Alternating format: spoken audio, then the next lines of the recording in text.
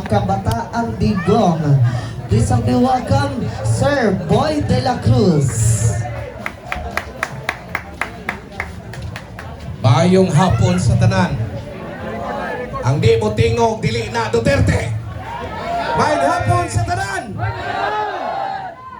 Una sa tanan, pasalamatan ang organizer ni atong kalihukan, si Sir Moises Iparini, nagikan pa sa Islas Kabisayan, Cebu. Sir, bayong hapon. O ni hinungdan nga ni Katag, ni Katay, ang DRT's Dakben sa Davao, nagipanguluhan ni Sir Mateo Ponte. Palakpakan na to. Ang mga haligi sa DRT. Tuwa ko masayop, kauban ako ni sa Victory Rights, ang grupo sa DRT, sa kalihukan usap, sa Protect Bipisara, atol sa gihasol ang ato ang Vice Presidente sa impeachment nga ilang gihimo. Apan wala kini magmalampuson. Hangtod karon, miligid ang panahon, wala muhunong ang mga Duterte supporters sa tibuok nasod sa Pilipinas. Gani karong mga panahon na ako'y gi-organize nga Kabataang Digong. Ganahan mo ani Kabataang Digong? Kabataang Digong na ay mama, na ay papa, na ay kuya, na ay ate, na ay lolo, na ay lola, na ay buto, na ay buto. Ay buto! We support Sara for President in 2020. Akong ipilaila sa inyo kagahapon ang Kabataang Digong milusad og Public Employment Service Office nga orientation para sa panarbaho o niya kauban ng TISDA para sa skills training para sa kabataan-unan nato kay gusto namong ipadayon ang advokasya ni Tatay Digong, ang pagtabang paghatag umay kaugmaon sa atong kabataan para sa ilang future nga higayon. Kauban ako si Dudong, siya ang atong chairman. Ako lamang ang nasa nagpahipi, nagpaluyo sa iya. Palagpakan nato si Dudong para sa kadugang katikaran. Una na ko ihatag ang Kabataang Digong di ay gusto kong suporta gikan kaninyo na ay fun run karong Marso 22 dito sa Barangay 76 at 3 and 5 kilometers nga fun run for a cause. Ang income ni ini muadto sa kalambuan sa kabataan nga Kabataang Digong sa Dakbayan sa Davao. Apa na ning kamot kami nga moinat kami Cebu aron mahimuon na ning tawagon nga Kabataang Digong Mindanao, Visayas, motabok mi sa Luzon, Kabataang Digong Luzon, tawagon na kini Kabataan Digong nationwide. Kini ang konkreto namong isuporta ni Inday Sara sa panahon nga piniliay sa tuig 2028. Mga higala, akong ihatag kaninyo palagpakan na to si Sir Dudong Pustiniani. May hapon po sa inyo. Dali, ako po'y nagpapasalamat na naibitahan po kami dito sa inyo sa inyong pagpupulong. O nakita na ako na daghan dayon mga chapter o mao po na ang among vision sa mabot ng mga tuig o mga panahon na makapatindog po mi o mga chapter sa ubang lugar. Muna karon na may 7 chapters diri sa Tibok Davao at napoy may mga kumbaga request gikan sa ubang lugar pa. Sa Dinagat Island, sa Davao del Norte, sa Davao del Sur, sa Kidapawan, ug uban pa na ginadahan-dahan namo na siya na makuha namo ang Kabataang Digong.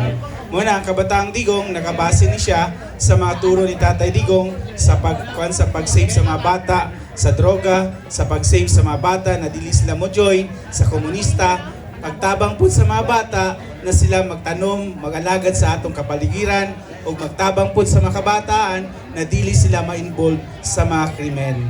Na kung saan mo na ang among mga advokasya para sa Kabataang Digong, na kaning Kabataang Digong na dili lang maghasta karon, hasta nay kabataan, hasta nay mga bata, ang Kabataang Digong maglahutay sa tanan matinuig. Miski mawala ang ministry kaliputan, magpadayon ng gihapon ng Kabataang Digong. Ang mga Kabataang Digong sila mismo ang magpakilala sa mga henerasyon sa sunod-sunod na henerasyon. Na kung saan mawala man si Tatay Digong, mawala man ta, ang Kabataang Digong, ang ligasiya ni Tatay Digong magpabilin. Monique, sa Kabataang Digong, aduna may mga lain-lain na aktibidades na kung saan serbisyo sa mga kabatanunan.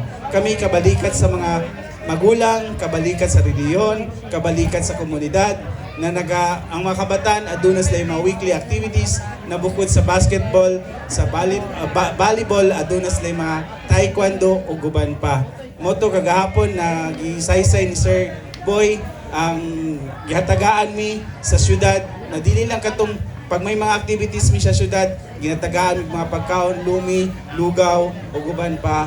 Tapos kami diri sa syudad pod, dako pod akong pasalamat kay Mayor Baste dahil gitagaan mi mga bola, mga sports equipments para sa kalambuan sa mga bata na sa susunod na mga buwan madawat na po namo tong mga cheeseboard namo o guban pa gikan lang gihapon sa Davao City Sports.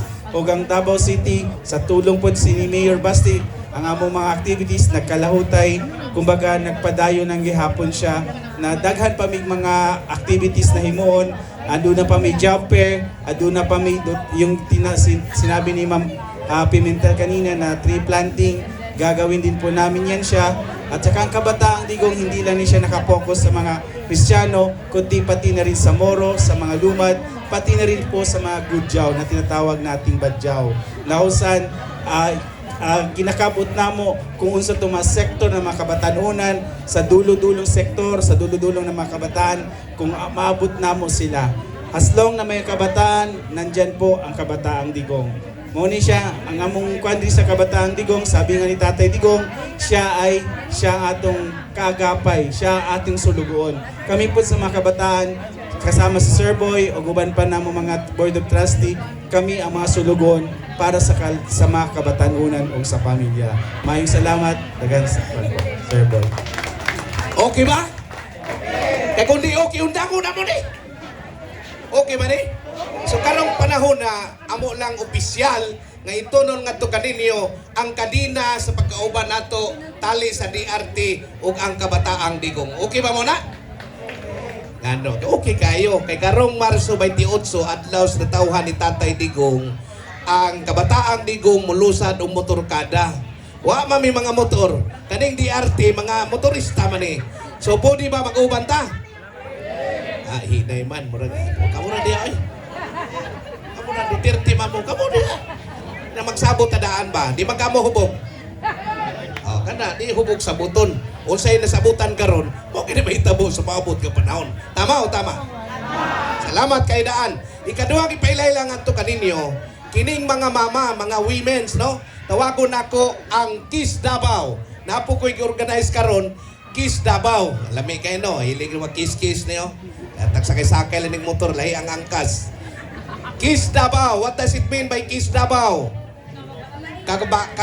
Kababaihan ni Inday Sara sa siyudad sa Davao. Okay ba? Okay kayo? Ang inyong mga babae, una, ikaduha, ikatulo, papila diri. Atong tawagon ang Kiss Davao sa pagpangulo ni Ma'am Lily Jaime. Sila alimon diri para mailhan mo. No? Pagdali mo, kaya napa ni sila makalihukan po. Ayong ina nga mga panuhuto na nigtuhod ng mga Kiss Davao. Mao ni sila ang Kiss Davao. So, appeal ni sila to make final announcement sa inyo ang Kiss Davao recognized po ni sa siyudad sa Davao. Usa sila sa contender sa Parada Davaoenyo. Appeal ang Kabataang Digong. Palakpakan na to, no? So, in short, they are recognized by the city of Davao. Pagong microphone. Sa man nga appeal man ni sa sabot nato. Sa mo di mo ganahag Kiss Davao. Wala man ganahan ninyong kiss-kiss. Basta inyo lang asawang i-kiss ninyo, okay ra na, ha? Hindi scripted. Okay, akong ihatag. Ako nga ihatag kay Ma'am Lily ang ilang leader. Hangyo kanila. Maayong hapon day kaninyong tanan, no? Dili mo ko. Ako day si Lily Moldes Jaime. Ako ang president sa amo ang Kiss Davao Kababainhan ni Inday Sara sa Dakbayan sa Davao o kaniya ang ako ang mga muse char.